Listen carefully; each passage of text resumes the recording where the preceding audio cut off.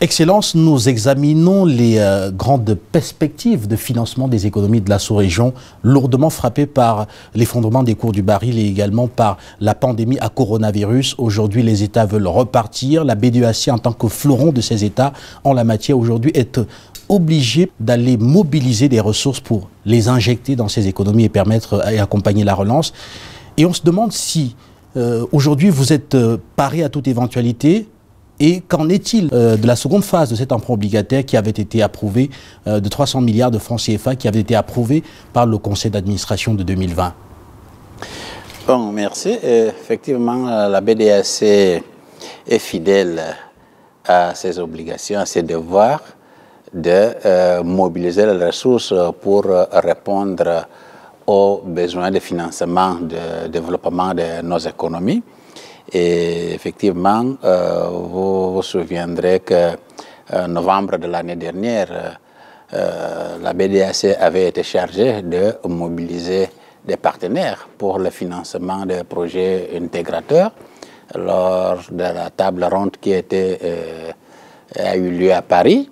Et à cette occasion, la BDEAC, effectivement, a pu, avec ses partenaires, mobiliser plus de 36% de la totalité des financements recherchés. Et à cette occasion, la BDEAC en lui-même s'était engagée à injecter plus de 308 milliards de francs CFA. Aujourd'hui, moins d'une année, la BDEAC a déjà mobilisé, approuvé déjà les projets, le financement des projets intégrateurs pour pratiquement la moitié, pour être exact, pour 49% des engagements qu'il avait pris à Paris.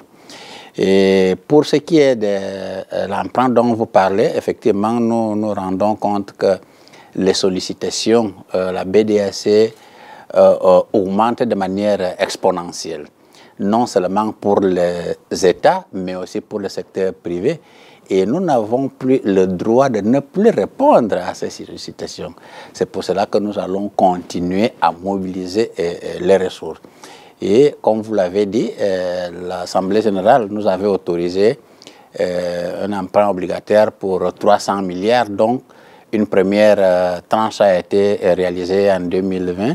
Effectivement, cette année 2021, nous sommes déjà prêts, nous sommes en train déjà de travailler pour lancer la deuxième phase de cette année qui portera aussi sur 100 milliards de francs CFA. La première phase avait particulièrement brillé par la qualité, par les garanties apportées en termes de liquidité de ces obligations et aussi par le caractère particulièrement inclusif. Est-ce qu'on va s'attendre à ce que cette fois-ci, l'on soit encore dans la même dynamique? Non, effectivement, c'est très important. Et la BDEAC, l'emprunt BDEAC, effectivement, se caractérise, entre autres, par ces deux éléments que vous venez de mentionner. Tout d'abord, son caractère liquide.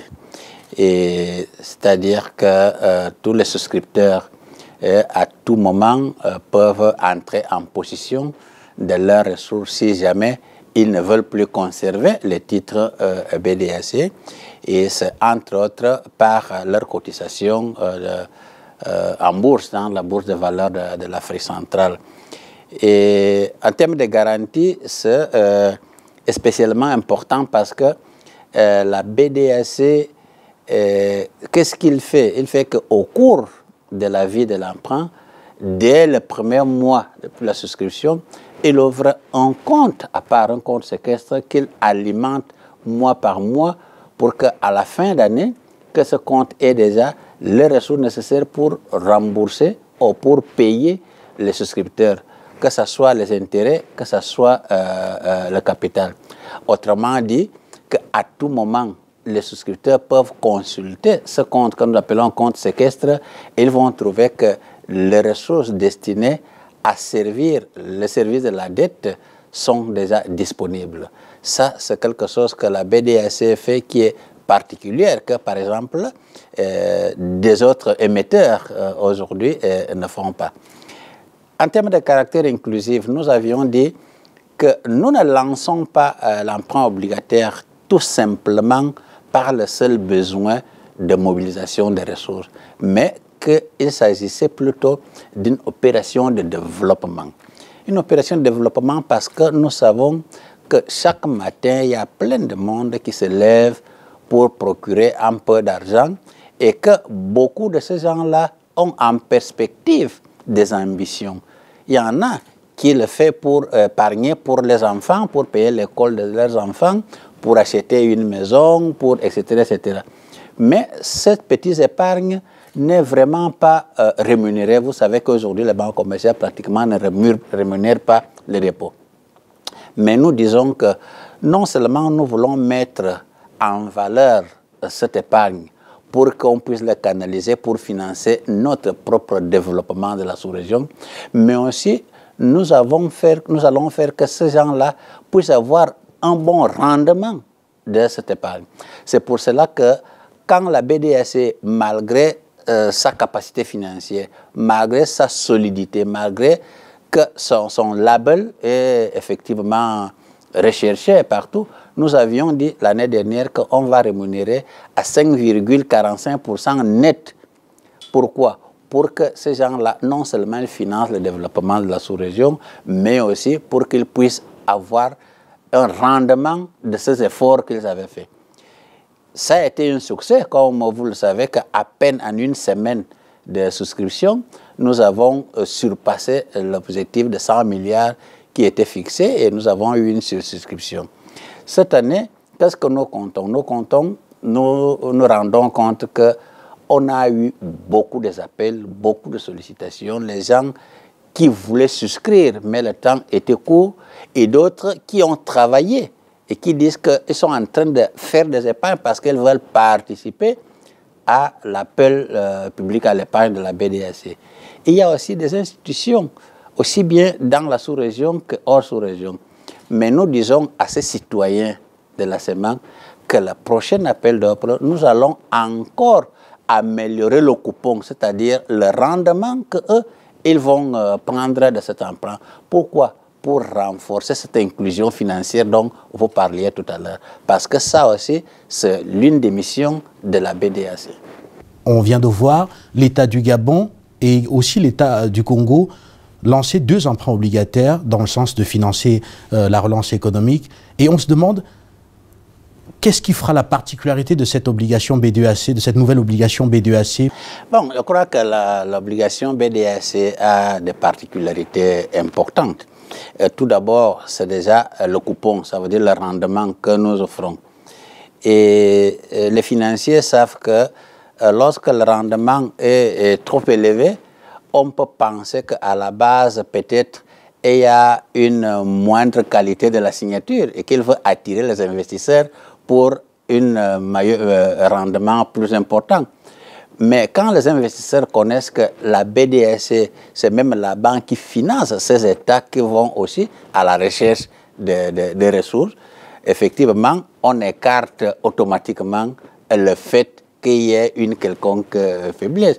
Mais simplement, on voit que c'est le rôle régalien de la banque de faire en sorte que les populations puissent avoir l'inclusion financière. Mais nous disons aussi que les conditions que nous offrons, nous croyons que vont satisfaire mieux les investisseurs et les populations. Il est naturel que les États aillent, c'est tout ça qui fait le dynamisme des marchés financiers sous-régionaux. Mais nous croyons que ce n'est pas que la BDAC fait concurrence avec les États, c'est que peut-être les sollicitations des États vont au-delà de ce qu'ils peuvent obtenir auprès de la BDAC, parce qu'on a quand même des limites et des ratios que nous devons respecter. Peut-être nous nous focalisons sur le financement des projets, mais les États ont d'autres besoins qu'il ne s'agit pas des projets. Donc nous sommes une banque de développement, donc on ne va pas accompagner les États dans des autres besoins de financement qui ne s'agit pas de projets de développement. C'est pour cela qu'ils cherchent d'autres ressources. Mais nous croyons qu'en termes de qualité de la signature que nous offrons, en termes de garantie que nous offrons, en termes de rendement que nous offrons, nous croyons qu'il n'y a aucun souci pour que nous puissions concourir avec les États qui d'ailleurs, c'est eux-mêmes qui nous ont donné mandat pour qu'on puisse aller sur le marché.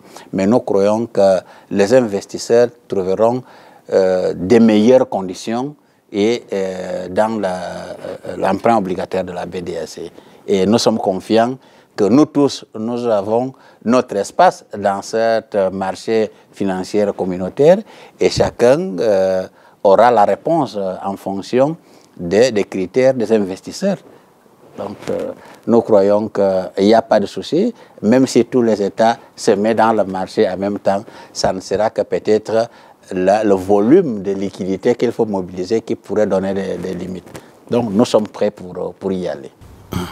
Excellence, pour terminer, en résumé, que peut-on dire de cette deuxième phase de l'emprunt obligataire BDAC qui arrive? Simplement pour dire que la deuxième phase de cette opération de développement que nos concitoyens attendent autant depuis l'année dernière et qui confirme et qui renforce leur inclusion financière, que la deuxième phase de cette opération que les investisseurs attendent pour avoir un meilleur investissement en termes de sécurité et en termes de rentabilité, que cette opération que nos concitoyens qui sont à la diaspora attendaient pour qu'ils puissent aussi déjà bâtir une base solide pour leur retour dans leur pays d'origine est déjà à la porte. Tout ce qu'on peut demander maintenant, c'est à dire à nos concitoyens de la CEMAC, dire à nos investisseurs, dire à l'institution financière qu'ils soient prêts. Parce que déjà, peut-être le mois de septembre prochain, là, nous allons lancer cette opération et qu'ils soient déjà préparés et qu'ils convoquent déjà dès maintenant ceux qui doivent convoquer les structures pour avoir des autorisations nécessaires. Parce que l'année dernière, plusieurs investisseurs institutionnels avaient besoin de temps pour convoquer leur conseil d'administration pour obtenir les autorisations nécessaires. Ils peuvent déjà le faire parce que incessamment, nous allons lancer cette opération que tout le monde attend et nous sommes rassurés que tout le monde trouvera leur intérêt dans ces opérations. Qu'en est-il des autres financements mobilisés par la BDAC pour le financement de ces économies? Je veux ici spécifiquement parler des autres mécanismes que vous avez utilisés par le passé pour augmenter justement ces réserves-là que vous injectez par la suite dans ces économies. À quoi faut-il s'attendre? La BDAC continue à mobiliser les ressources de différentes provenances. Et comme on l'a dit, le fait de lancer les appels publics à l'épargne au niveau de la sous-région, c'est déjà d'abord pour donner plus de dynamisme à notre marché financier, parce qu'ils en avaient besoin. Et c'est l'un de nos objectifs dans notre plan stratégique. Deuxièmement, de rentabiliser cette épargne qui est un peu éparpillée et qui est dans des économies domestiques et qu'ils gardent cet argent là-bas sans le rentabiliser. Et parfois, ils gardent cet argent dans leur compte bancaire à vue et là où ils ne sont pas rémunérés. Et aussi, effectivement, pour faire en sorte que les citoyens de la CEMAC soient acteurs de leur propre développement. C'est pour cela qu'on lance ça. Mais on lance aussi, on mène aussi des actions de mobilisation des ressources ailleurs. Vous voyez que, par exemple, l'année dernière, on a lancé pour 100 milliards. Or, les injections de financement que nous avons mis dans l'économie étaient 3 fois plus que 100 milliards. Et aujourd'hui, à ce niveau de l'année, ce que nous avons déjà décaissé dans l'économie est déjà autour de 100 milliards aussi. Et je crois que vers la fin de l'année, on sera peut-être à double de ce montant.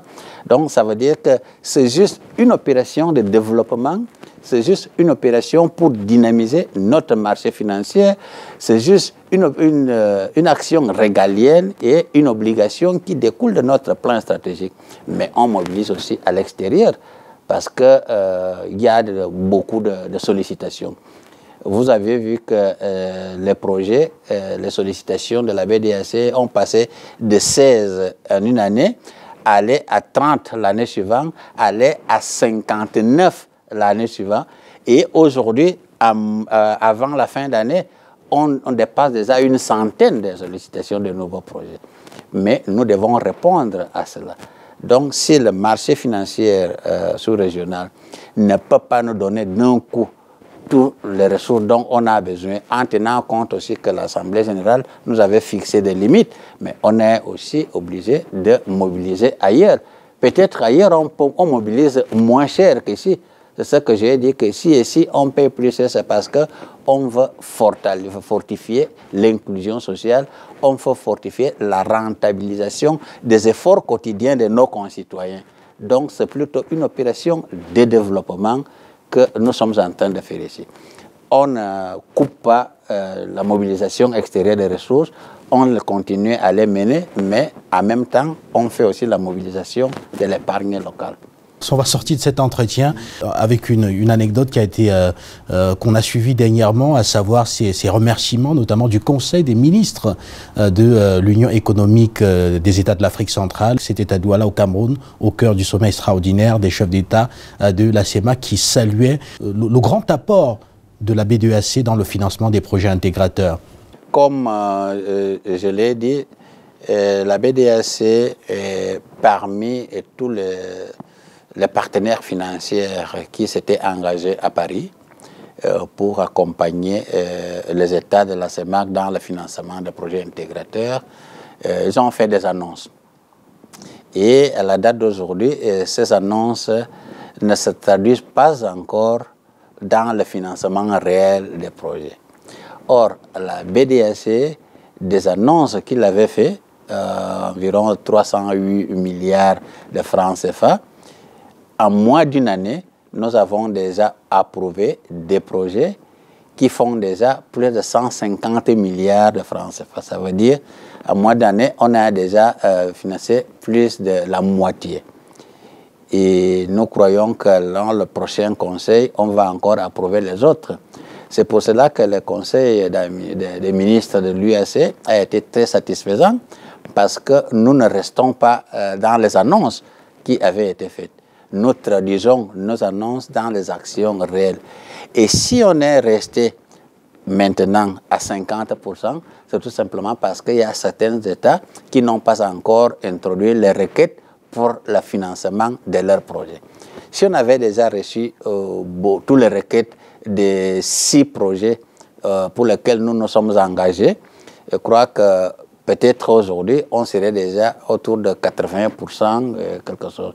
Alors que pour les autres cofinanciers, on attend toujours la concrétisation des engagements de Paris. Plusieurs des projets intégrateurs que nous finançons depuis Paris ont déjà reçu même des décaissements. Ça veut dire que ce sont déjà des projets qui sont déjà en exécution. Donc, nous ne pouvons qu'aller dans ce sens parce que c'est notre mission, c'est ce que les États attendent de nous. Et nous allons persévérer dans cet élan pour que la sous-région se sente vraiment accompagnée de leurs outils de développement. Et c'est ça qui fait qu'aujourd'hui, la confiance des États envers la BDEAC soit de plus en plus élevée. Merci, Excellence. Merci à vous.